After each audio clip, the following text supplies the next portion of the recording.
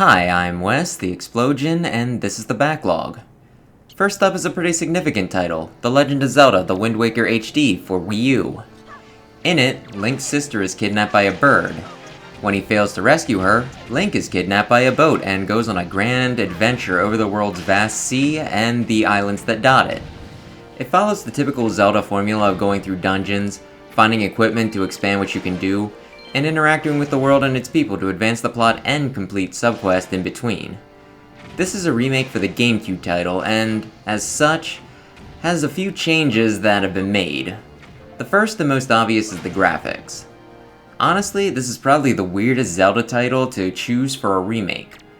Pretty much with every Zelda game, you can tell what system it's for based off the graphics.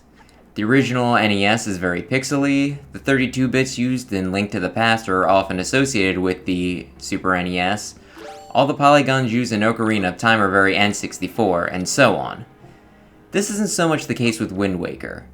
Even with the newer titles like Breath of the Wild, while the creators might not want to give Link individual pores or something like that, they could still probably touch up some of the textures in the environments and the like.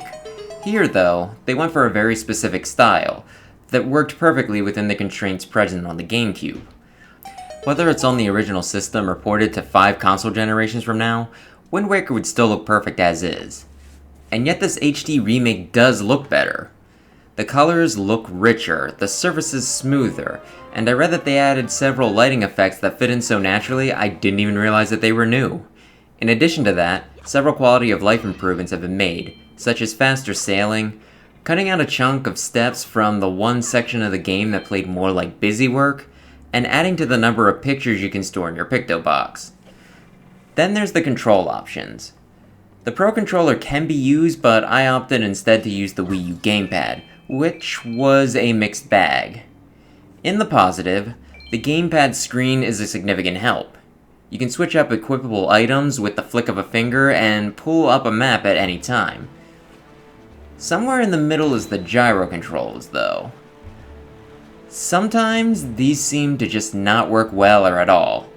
Like when I fought Kale Demos, a boss requiring the boomerang, the controls did not cooperate at all and I needed to turn them off. Just dragging the cursor with your joystick, though, is super slow and frustrating, so later, when I was trying to take pictures of moving subjects, I swapped back to gyro and it worked great. It would occasionally give me trouble, and oddly enough, when I fought Kale Demos again, it refused to work, so I needed to swap back to manual just for that fight. Then there's just the gamepad in general, which feels like the most fragile piece of equipment Nintendo has ever put out. Unless it's fresh out of the box, the battery dies really quick, and most will have to charge the thing after a few hours, give or take, which means you'll also need an extra outlet just to play with it. It also just feels like I could break it over my knee, or break it just by tripping when I'm holding it. I don't recall ever seeing any replacements for sale, so if you break it, that's it. I like the idea of the gamepad and what it led to, but as it was executed, it's not great. There are a lot of other tweaks they made to the game. I looked it up so I could list them, but there are so many we're just going to go with the most obvious ones I already mentioned. For the game itself, though, it's super fun. The dungeons all have a unique flavor and have puzzles that are challenging enough to make you think, but not so hard that you'll rip your hair out, being in many cases the sort that you might not get right away but can figure out after just a bit of experimenting. The enemies you fight are varied, this having one of the biggest selections in the Zelda series. The items are also varied and fun to use, with iconic ones like the hookshot and bow returning, and new ones like the grappling hook and Deku Leaf adding new functionality to your arsenal. Traveling the ocean can be relaxing, and there's a ton of secrets scattered throughout, constantly keeping you busy and giving you new stuff to do, if you allow yourself the time to deviate from the main plot. And it's not just the world itself that's charming, but also the characters in it. Some you'll love, some you'll hate, and others will barely be noticed, going through their mundane routines and instead just leaving the world with a very lived-in feel. Perhaps most notable among them is Link himself. Normally Link is more of a golem man, just blindly going along with the plot and seeming to have no agency himself, just being the puppet of the player. This Link, though, has clear motivations for what he's doing, and other characters will often explain the situation to him, which he'll nod along with, showing that he understands the circumstances and he agrees to the task at hand of his own volition. And adding to this are his expressions. Good lord, his expressions. Normal Link has one, maybe a second one, for surprise if it's a 3D title. This one has a static look. He can smile. He gets mad, surprised, confused, sad, and more. It's incredible! He feels like a real person. This Link is the best written and actualized, even if he doesn't say much. And he's so cute! Can you believe people used to hate him? So obviously I like the game. I liked it back on the GameCube, and I'd say I'd like it even more on the Wii U. I have several playthroughs on the original game, and I plan on doing at least one more on this version. This time through, I completed the main story, of course, but also did a ton of side stuff. I explored a ton and ended the game with 15 hearts and all of my equipment's carrying capacity maxed out. In the game, you can take pictures of characters and have them turned into figurines for a gallery. I got all of them except Puppet Cannon, because I got locked into the room you fight him in and had to fight the final boss instead of being allowed to backtrack. And also the extra bonus figure you get for getting all the other ones. It saves progress on this into the New Game Plus, so I'll finish it next time. I also did a ton of side quests, and besides the aforementioned heart containers, also got a ton of sea charts, which are pretty much treasure maps, and more money than I could spend as well. I got a ton out of this game, and really, if I had to pick the biggest problem with this, it would be that it was on the Wii U. Gamepad issues aside, the Wii U just didn't perform very well, and the GameCube could have really done better as well, so really, this remains a game that didn't really hit as big of an audience as it could have. Heck, back when the GameCube came out, part of the reason it didn't do so well was because Xbox and PlayStation were out with better graphics and grittier, more mature games, so Nintendo was looked at as the kiddie company. This made things even worse for Wind Waker, with people slamming it for being too easy and looking too childish with its cartoony graphics. They wanted darker, more realistic visuals, like in Ocarina and Majora's Mask, and what we eventually got in Twilight Princess. All good games, but with a different sort of charm. Opinions have softened over the years, and this is now considered a classic, but it still probably hasn't reached as many people as it could on a more successful system. This leads me to the part where I tell you to play this game, but maybe not quite yet.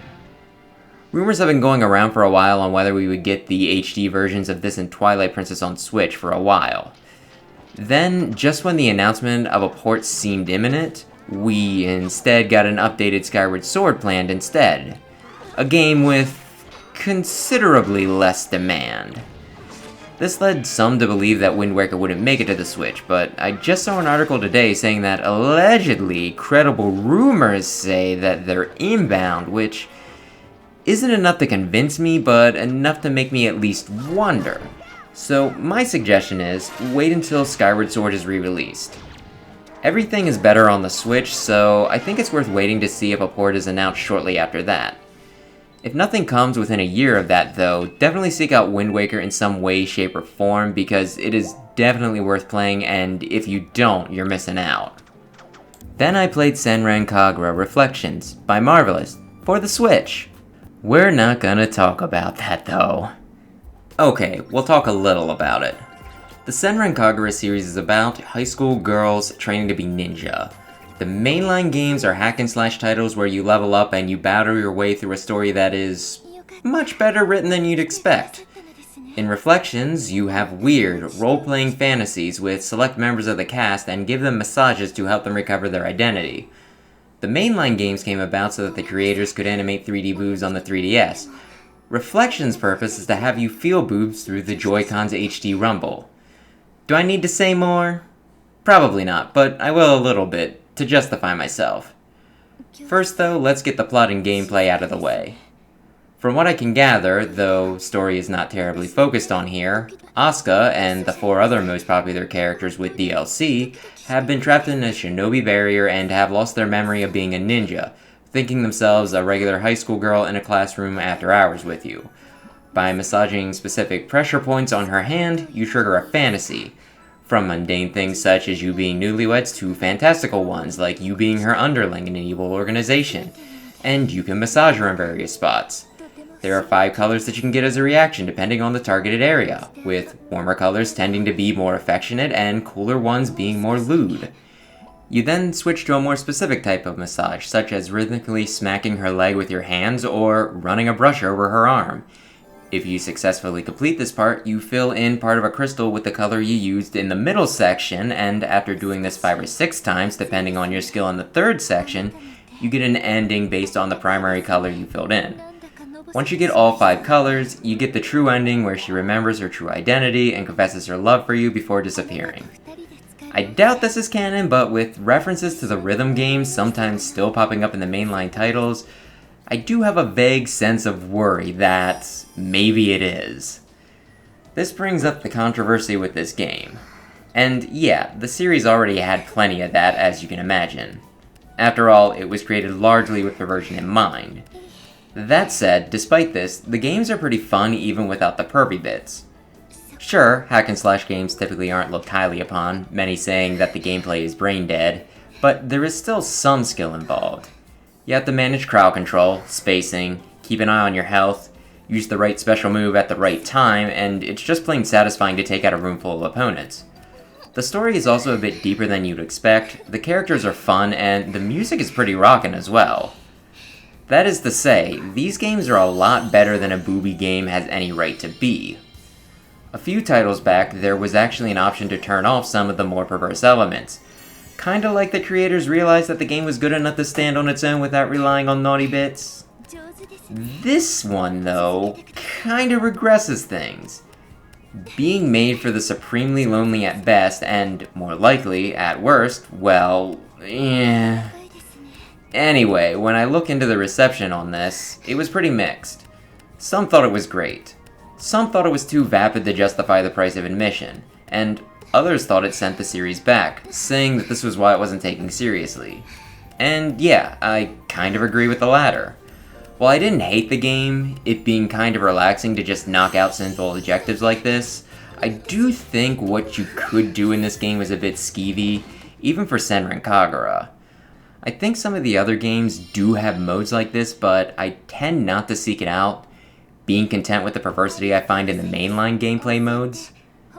While I did originally play the Senran Kagura series due to me finding the idea of a game based around such a lewd concept funny, and intended to fully enjoy those elements, I'll admit, at this point I think I enjoy the other parts of the game more, though I do still have an appreciation for it. I kinda want the game to be recognized as an actual good series based off of its merits though, with the perversion just being an optional ingredient. But with there being a title, a somewhat recent one as well, where the only point is to grope girls, that hope seems pretty unlikely. Maybe it always was, and I and other like-minded individuals were just fooling ourselves, but it's still a bit disappointing. I have 2 other Senran Kagura games on my list, so maybe one of them will be able to deliver what I'm looking for, but as for Reflections, you need only give this a look if you are either a diehard Senran Kagura fan, or just a massively lonely pervert. Shots fired. Oh, and because I'm sure someone's curious if it actually felt like it was supposed to feel like, I didn't notice anything. Maybe I was doing it wrong, but honestly, I might have been a little weirded out if it had felt like what they wanted it to feel. But hey, these sorts of weird innovations are the sort of things that get funded and can fuel entire economies, so I guess more power to them, though I'd appreciate them not taking down the rest of the series with it. And then I managed to read through a book, Differently Morphous by Ben Yahtzee Croshaw. The story takes place in England. Magic exists, but has been kept secret from the public, though when some extra-dimensional beings make themselves known while seeking asylum, it comes to light. The story follows Allison, an agent of the Ministry of Occultism who has a photographic memory, as her and her co-workers investigate paranormal happenings, specifically a serial killer of magical beings. The book is a fun time. It's cleverly written without being overly pretentious. It deals with a lot of modern issues by using a fantasy backdrop to let them be viewed from a more objective perspective. The big thing that's looked at this way is political correctness, only instead of different real-life marginalized groups, the subject of discussion are magical beings and demon-possessed people. I like how discussions on how these groups are treated and perceived are sprinkled throughout the action and intrigue, with both sides making good, understandable points so that the reader is able to empathize with their position. It also makes you aware of the option of talking to some of the people in the marginalized group to find out what's cool or not, though here, most of the time, the people also fall into the fallacy of just not doing that. It makes the case for discourse when you disagree with someone, to understand their point of view.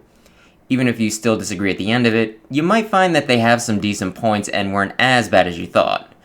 This won't always be the case, such as when you deal with straight-up racists and bigots, but ideally, these will be infrequent enough that at least an attempt at dialogue will be worth it. Besides that, the book has a lot of humor and charm. All the characters are very flawed and thus likable and fun to follow, and there are a well-integrated plot twist, and the mystery elements are written in a way to keep the reader coming up with theories which they constantly have to reevaluate. I picked the book up because I like Yahtzee and his zero punctuation, as well as some of his other projects. I was worried going into it that my opinion of him would affect my perception of his novel, either me expecting too much of him and being disappointed, or, conversely, my enjoyment of his other work allowing me to trick my brain into giving the book more of a pass than it deserved. Luckily, that wasn't the case. A lot of the time I spent with Differently Morphous, I forgot about what author I was reading and genuinely enjoyed and found myself curious about what happened next without the context of who the writer was in the forefront of my mind. I ordered some of his other books and hope I like them just as much, but as for Differently Morphous, I think it's worth reading if you get the chance. So that'll do it. I feel good about clearing a mid-length game this week instead of just slamming through the short ones. I need to work on managing my time better so that I can handle more of them. So, for now, thanks for watching, maybe subscribe if you enjoy this sort of thing, and perhaps I'll see you next week. Oh, and the Switch shop had a bunch of games on sale, so 5 more games got added to the list. Bye!